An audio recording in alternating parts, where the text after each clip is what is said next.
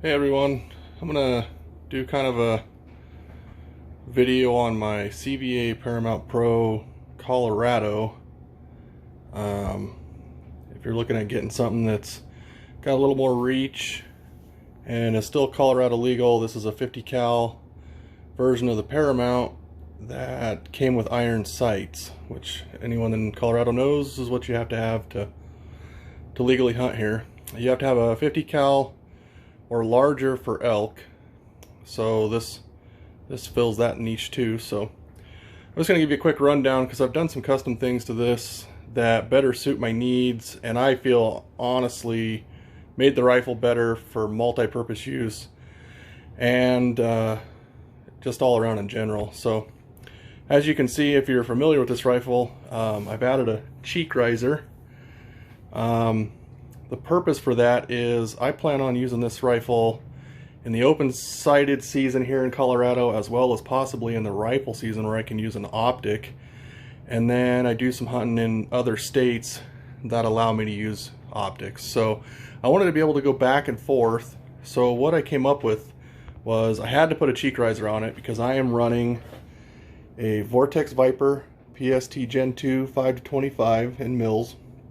And to get enough room to clear the barrel and all that stuff, I needed the cheek riser, which this stock is different than the one on the 45 cal version. That stock has a little bit of a rise to the cheek weld. This is just a straight on. So as you can tell, I added scope mounts to it, which got a little tricky if you want to run the rear sight, because the rear sight is receiver mounted on this rifle. This is the original rear sight here, and you can tell it's designed to mount straight to the receiver and that kind of creates a problem when you want to run a scope. The other thing I found out with this rifle is I'm running the Power Belt 325 grain ELRs made for this rifle, and I'm running the max charge in this rifle, which is 170 grains by volume or 119 grains by weight. And at that charge, even with the two bases that this comes with, you could see I had to have this sight almost all the way as low as it would go, and that was putting me dead on at 300 yards. So that's kind of a long ways to try to shoot open sights. I do have a video that I'll upload later that I did get back-to-back open-sighted impacts at 300 yards, which was pretty amazing to say the least. But my fix for that was to go to this rear sight, and this is a New England custom gun sight. It's an NECG Weaver Peep. The model number is N106. It runs about 90 bucks. And I mounted it to a set of Burris Extreme Tactical two-piece bases for the Remington 700 short action. That product number is 410600. The reason I had to do that is to go to the normal 20 MOA Picatinny base on this rifle. This sight would have been too tall. I'd have been right back where I was at, not having enough elevation adjustment to get low enough. So this sight is really nice. It's really sturdy. It's considerably more sturdy than the Williams Peep that came on the rifle. You can see to adjust windage and elevation on this, I mean, you're loosening screws and trying to slide it ever so slightly, where this sight, well, I'd almost have to do another video on this, but you have, let me get some better light here, your elevation adjustments right here. And to adjust it, you loosen the peep and then adjust your elevation. And it's got clicks, so it's really easy to set. And then your windage, you adjust your left and right with these Allen screws. And then this thumb screw just allows you to take it on and off. And the return to zero is amazing on it. It comes right back to zero. As long as you put this sight, you know, on the same spot on the base, which I'm having a hard time doing one-handed here. and then tighten it down, you know, push it forward so that recoil can't make it slide forward, and then just lock it down by hand. That sight's not going anywhere. It's built like a tank. So, and that couples really well with the factory front sight that comes on these rifles. I'm running the kind of ballistics reticle, which it's got a little bit of a hash there. It works really well, actually. I just need to do a little more range time on this rifle to find out where that sits, but right now I'm dead on at 200 in the center of the crosshairs there. The brake I'm running is a Long Range Customs Inc. MZ Rex 2.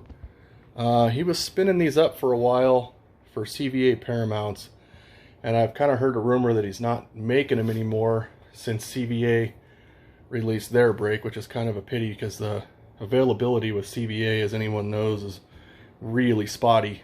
So the priming system in this I've had pretty good luck with. I know some people get some blow-by. So far I've been pretty lucky. I've got really consistent standard deviations. I'm running these bullets at like 2,415 feet per second in a muzzleloader, which is pretty impressive. I don't have my drop handy, so I can't really tell you what it is. These things do fall out of the sky still like a rock, but they're considerably better than, you know, your standard power belts or your conicals or any of that stuff. So just a quick rundown. If you guys got any questions, I'd be happy to ask or answer them.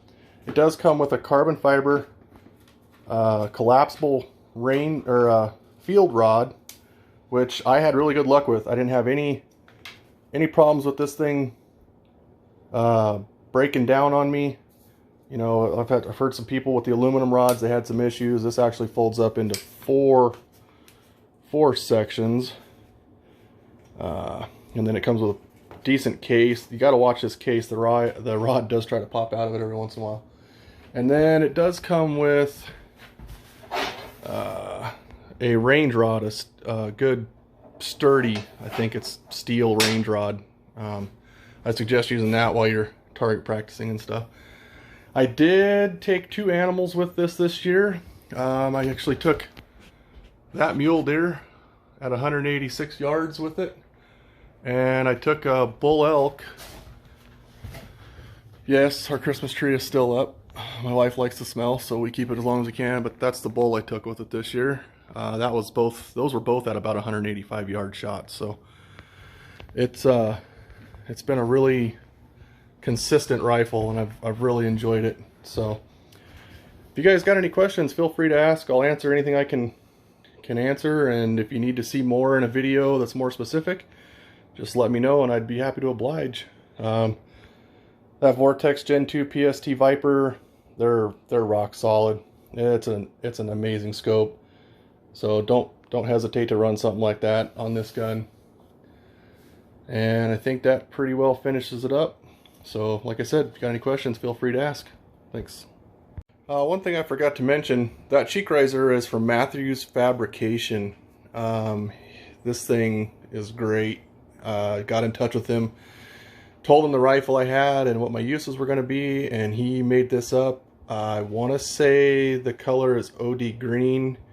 I cannot remember if that's right or not, and you can add any custom logo you want to it. That's our rack pack logo there, and you can tell there's a couple racks in that logo.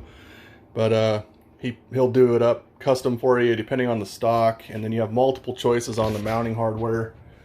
I chose just to go Allen key on both sides just to slick it up.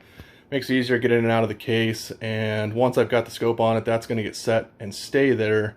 The only downside to where I have to run that height-wise is it's hard to run a rod through it if you're trying to take the bullet out, you know, if you're trying to ram it from the back to the front or do anything from the rear, because that does get in the way. But other than that, it's a great riser and it works really well. And when I do loosen it, it drops clear down flush with the stock, so my line of sight to the rear sight there is unabated, and it looks Looks great, matches the color of the rifle really well, and all around I just had really good luck with it this year. So thanks again.